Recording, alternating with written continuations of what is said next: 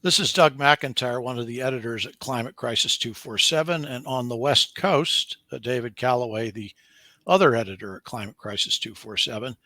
We're going to talk about AI's electricity use. The head of ARM, the big chip company, told the Wall Street Journal yesterday that by the end of the decade, 20 to 25% of the electricity use in the United States would have to be devoted to AI servers for it to grow at what he thinks is sort of the pace that the industry would dictate. What does that mean? I mean, it goes into the category of impossibility. Yeah, I mean, obviously, if it's true, and he's using current growth rates of AI usage and projecting out, but if it's true, it won't work. We won't have the grid strength to do it without completely redoing the grid. So investors who believe in this scenario want to really look at some of the grid companies and the utilities, because that's where the opportunity is going to be. Look, the energy use has grown significantly, even though renewable energy is now on the scene with solar and wind, and we're pumping more oil than any before. We're using more energy than ever before.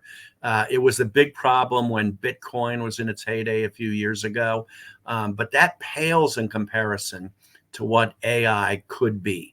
And if you talk to the people who run technology for the big tech companies, Google and Salesforce and Amazon, they are scouring the world looking for places, largely renewable energy sources, places like Canada and Sweden and such, with hydropower, where they can put some of these processing plants, some of these data centers, because the amount of energy that AI is going to require is going to be mind-boggling.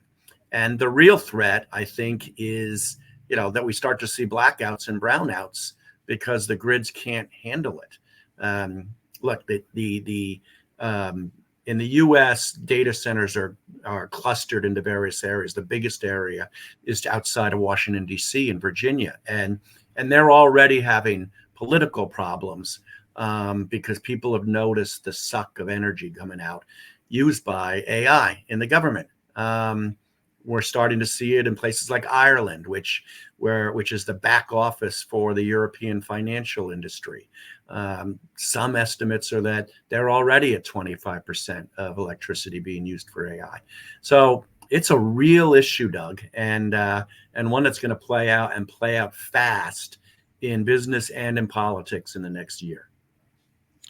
Well, I was looking at a couple of the utilities in Florida, and the head of one of them made this comment. In the summertime, on the hottest and most humid days in South Florida, we are at 99%. We've got no room left in terms of our ability to provide electricity in our cities and towns. And I think that is probably close to the case in many urban areas, certainly around the United States. So I think what you're painting, the picture you're painting is that if this is going to happen, if you're going to get this kind of suck, you could get blackouts in very big cities. Yeah, you could. And the minute we have one of those, you're going to see the government come down hard on tech and AI and say, look, this is your ration of electricity. We're going to put a separate channel for you, and it's only going to be this big. And of course, that is going to distort the growth of AI and the potential for it, and lead to competitive, competing centers in maybe other countries eating our lunch. So you're either going to see a period of quick and intense grid redevelopment. I think we will see that. I don't know if it'll be quick enough. Or you'll see the tech companies figure out how to better use the energy in AI. A lot of it, these new AI applications, they talk about doing kind of 1 trillion computations per second, but you don't always need that to kind of run your plant or run your business. So if they can find a way to cut those into digestible pieces, might be able to ration energy themselves and not just have this giant suck of AI crawling the entire internet every time you want to write an English paper. Yeah, and I think to one of your points, you can go to Madagascar and say, well, the president of Madagascar can say that we get all the energy. The problem is that most of the places you're talking about, or certainly many, they don't have an infrastructure yet. I mean, the people could come in and say, Google could say, we'll build it for you, but they have the same problem we have with upgrading the grid here. It can't be done overnight. Right. And I mean, you could draw back, comparisons to the diamond mining industry. All these big companies come into Africa and trash the place mining diamonds, or the oil industry in places. Now we're seeing the tech industry looking for places to build data centers, and there's no regulation, and it could be a real circus. Is there any chance that this requirement for what is probably the most important change in technology, I mean, I don't know, maybe in centuries, does this help the utilities get funding, get a fire under them? Does this do anything to help utilities restructuring build faster than they plan to? I think it does, Doug. I think, it will focus the government's attention a lot.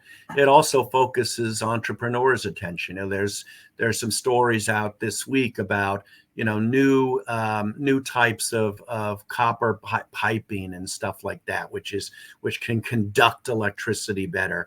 Where you can actually, have the same amount of pipes that we have now, but painted with a new type of material that'll allow them to conduct 8 to 10 times the amount of electricity, right? So you're starting to see innovation in the utility business, which hasn't been there for decades. I could also see this helping spur the financing of alternative energy. As you know, the cost for putting up wind farms, a lot of people have just said, we don't want to be in that business. We can't fund it because the curve is too long to get the money back, and the technology is sometimes a bit flawed. I could see some private finance transactions that build up renewable energy capacity just for AI. I think you're right, and I think you'll see the big tech companies that want to build the AI capacity behind a lot of that. You'll see them financing that type of stuff. I mean, they're looking for sources of renewable energy. They don't generally want to build new coal plants and oil plants. So I think you'll see it. It'll help spur innovation. Question is, will it be fast enough? AI is moving fast, and infrastructure does not move that fast. Well, it's unexpected. If you told me a year ago that this was going to be an issue, I would have told you were insane. But maybe the one good byproduct from this is that you do get private funding from incredibly rich technology companies to help boost the development of renewables. If that comes out of this, it would be a nice way for this to promote something that the private and public sector have not been able to do. It sure would. Demand creates opportunity. Yeah, it's very true. All right, well, let's return to this in a few months, because you're going to start to see some political arguments about this, particularly, I think, at the state level, about who gets the electricity and who doesn't. I think you're right. Talk to you soon. All right.